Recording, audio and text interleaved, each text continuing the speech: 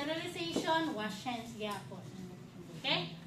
Then for preparing formula, so materials needed for our preparing formula, we have the clean bottle, na sterilized bottle. Then we have our basin with water. Then of course, our milk, formula milk. No? So, read the label. Is it the prescribed milk para sa to ang baby A? Then the age. Then our expiration date. Then the manufacturer's instruction. No? Dili na to makita sa instruction kung how many ounce of water and how many scoop ang i-prepare per age. No? Depende sa edad ni baby.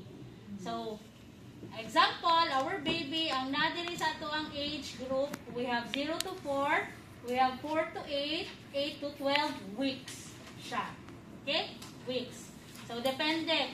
For example, ang baby na to is 0 to 4, so we will prepare 3 ounce of water, then 3 scoop of milk. Now, pag 4 to 8 naman, we have 4 scoop, then we have 4 ounce. No? So, depende dyan na sa edad ni baby. So, silakto meaning 1:1. No? 1:1 siya. Kayo, anong 1:1 maasay? 1:1 ya. Kaya meaning, tulo ka ounce, no? 3 ounce of water is equivalent to 3 scoop man. So, 1:1. Kung 1 ounce ato ang gi-prepare, 1 scoop lang po. So, 1:1 ang ato ang lakto. Okay? Amo na ipasabot. Ganun 1:1, mamam. Tulo man lang ito yung mga. Huh? Okay? So, expiration date, manufacturer's instruction, the age, then the label. Kung lactum dito ang gi-prescribe sa ato ang physician. Basig ang gi-prescribe sa physician is katong mga Nestogen. yes, no? Mga katong mahalon pa jud, and then ang napainom is lactum, patay. Patay tang bata. No, madaot ang tiyan sa ato ang baby. Labi na sa karon na baby, no, mga sensitive ang ilang tummy, so nadjud sila prescribed milk. No, so bantay ta. Okay, always read the label. Then again, before we will execute the preparing formula, we will wash hands. Then, yan, prepare ang feeding bottle. No? Assemble the feeding bottle. No? So, assuming naka-wash hands and naka-gloves. Okay? Yan. Assemble feeding bottle. So, 3 ounce lang man itong i-prepare. So, enough na ning small bottle, no? Naman siya 3 ounce po din na.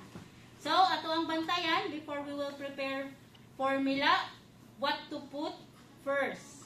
Is it the water or the formula? No? Kaya diba, ato practice ba yung formula? Which is wrong. No? Ideally, dapat water sa jud ang iunang sulod. Nga naman? Nga nung tubig? Yes, para sakto ang level sa water. Kay kung mauna man gud si formula og butang, pag butang og tubig, saka na siya. No, automatic na ni saka na ang tubig. So dili nato makuha iyahang accurate level sa iyahang water. No? So put water first. So assuming natay water 3 ounce, then 3 scoops of milk. 2, 3. Then cover. So, ang pag-mix, wala na tong traditional way na strong type of mixing. Nga naman, pag inani ang way na to, pag-mix sa milk, so naay instances na mag-bubbles. See? Formula. Pag once mag-bubbles atong formula, then ma-intake ni baby, that can cause colic. Colic ang term na to, anong kabag. No? Colic. No? So, mauna to ang iwasan. So, make sure pag mag-mix ta is rolling. No? Rolling. Palm to palm, roll. Or other way is circular motion. To avoid na mag-create of bubbles sa matuang formula. Okay? Yan. So, rolling, roll, or circular motion. Yan. Then, after mixing, check the temperature. No, of course, ito feed ba yan natin sa itong baby? Kasi wala to gi-check. Kasi init, pagpaslak, and kilak-kilak inyong baby. No? So make sure, check it using our inner part of the wrist. And after, kung okay na, tolerable na ang heat, so we will proceed sa feeding. Okay? So, before we will proceed the feeding, di ba, nag-gloves man ta, pag-prepare. So, remove gloves, gihapon, wash hands. Okay? Then after that, for feeding na, Dito sa gloves, di ba? for feeding, check the baby, check the name of your baby. Ay, laktum ba yato ako ang i-prepare? So, dapat baby A ni siya. So, check the name of your baby. Okay, confirm, baby A. So, get the baby. Diri sa iyang feeding area. So, assuming feeding area nato ni siya. Then, the materials needed, aside from the baby, natay, bibs, and then, burping towel. No? Mga na to ang materials needed para sa feeding. Okay? Bibs to protect the garments of your baby during feeding. No? In case na magduay inyong baby, so maprotektahan. Na dili mahugaw iyahang clothes. So, position the baby upright. Position. Yan. Upright meaning higher iyahang head part. Kaya kung level, so na instances na pwede siya matukan. No? Choking, aspiration yung mga niya na si baby. So, proper positioning. Dili po, baba kayo ang ulo. Okay? Upright position. Okay? Then, bibs. Then, what will be the indication na ready to feed na inyo ang baby? Ay, gigutom na niya akong baby, ma'am. Ang sama na to ang timailhan. Nagalabas ang ano dili o chinazo. Yes. So, sa term na to, anak. Rooting reflex. Yes, rooting reflex. No? So, dili ta mag-ingon na crying. Ay, crying has a lot of indication. Pwede basa ang diaper ni baby, iigang siya, irritable siya, no? Sakit iyahang tiyan, no? Mo na mga instances nga nung maghilak atong baby. To point out, no, para makaingon ta na ay gigutom niya tong baby, is we will elicit rooting reflex. Ma'am, kung saan na siya? Rooting reflex, using your thumb, i-rub ang cheek. Pag once mag-respond si baby, so that's the indication na gutom ninyo ang baby. Okay? I-rub ang cheek.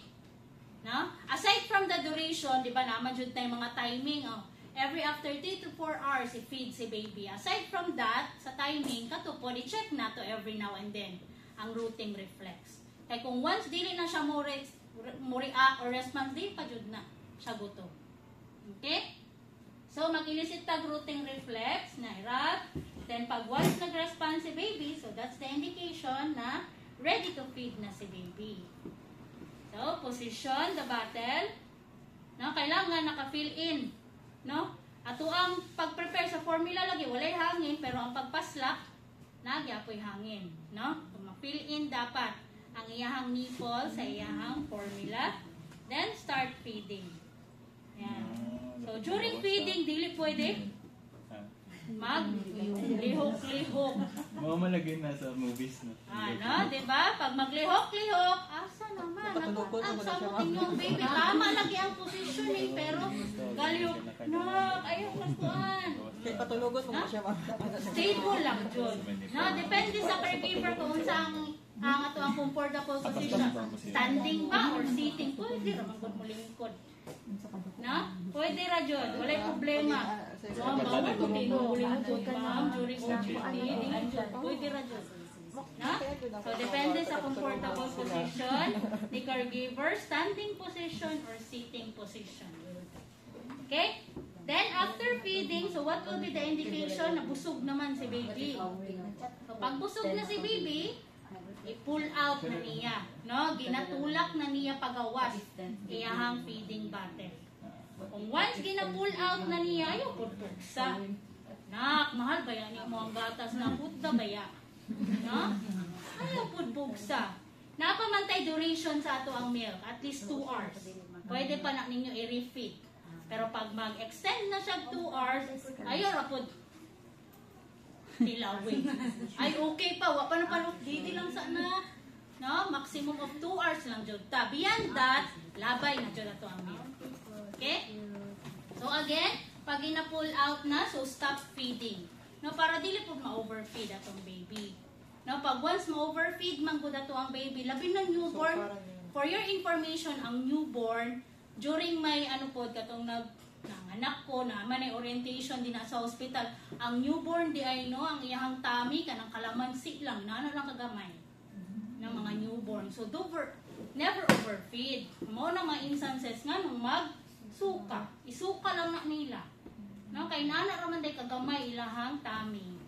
Labi na sa to ang mga newborn. Okay? So once done, of course, i-wipe na to iyang mouth para ma-clean, ma-remove tong mga excess or katong mga formula milk. Then proceed for burping, no? So dili man jud na maiwasan, no? Masking walay bubbles sa tuang milk, maka-intake jud gyapon na siya air, no? So tuwa jud siya i-burp. So our burping position, we have 3 ways, no? For our burping position, the common katong over the shoulder, no? Mao ning pinaka-common. So, pag transfer kay baby, don't forget again to support the head. No? Kaya siguro madala mo sa inyong kakulba, sa inyong return demo, bagi-anak na lang sa baby. Lang, ulo. No? So, again, support lang dyan gihapon ta. No? Magud ng bantayan sa ito ang assessor, ang kanang pag-support na ito kay baby. No? Support head. Na. Then, gently rub the back to help na maka-burp ato ang infant. Okay? Over the shoulder, dili level sa shoulder. No instances or tendency pwede ma-suffocate di kahinga ato ang infant. So over the shoulder, so taas ato ang shoulder na. Then gentle or gently rub the back. Then other way is atong sitting position. Then, support the jaw. Then, sa ato ang lap. So, that's prone position. Prone position. P-R-O-N-E. Prone position. Then, aside from that position, naput tayo katong lean forward. Okay? Naka-lean forward. So, depende kay baby. No, namagod na siya kasi klaseng position. Isa uba na baby, pag inani pa lang, naka-burp na. Na, dali lang. Mao man yung pinaka-common na burping position nato. Okay? Para at least kabalutaw sa ang different burping position. Okay, kung isa lang ato ang naibalan, over the shoulder, then pangutan ta sa atong assessor. Aside from over the shoulder, sa pa ang mga position. At least natay matupag. Wala na. Moron mo ito ng mamoy. Isa raman. Okay? So, we have over the shoulder, lean forward, and prone position. Okay? Yan. So, once done, pag naka-burp na si baby, pwede na nato siya i-put back sa crib. No? Assuming crib lang. So, na-adyo tayo crib dito. So, after that, documentation gihapon. No? Documentation, since nag-feed ta ka baby, so i-include na to ang amount na na-feed ni baby. No? Aside from time, name, then unusualities na na-observe na to kay baby, additional amount sa iyahang milk. No? For example, di ba ito ang i-prepare kanina is 3 ounce. For example, 1 ounce lang iyang nag-inom, ma'am. 1 ounce. No? Of milk ang iyahang na-consume. So, napa siya remaining 1 ounce. Okay? Napa siya remaining 2 ounce dahil sa baday ounce. Yan. Okay? So, don't forget to document dyan. Mao dyan na ito ang kuan. Every after the procedure, documentation kung sa ito ang gibuhat. Okay? So, we're done with our lecture demonstration. Any question?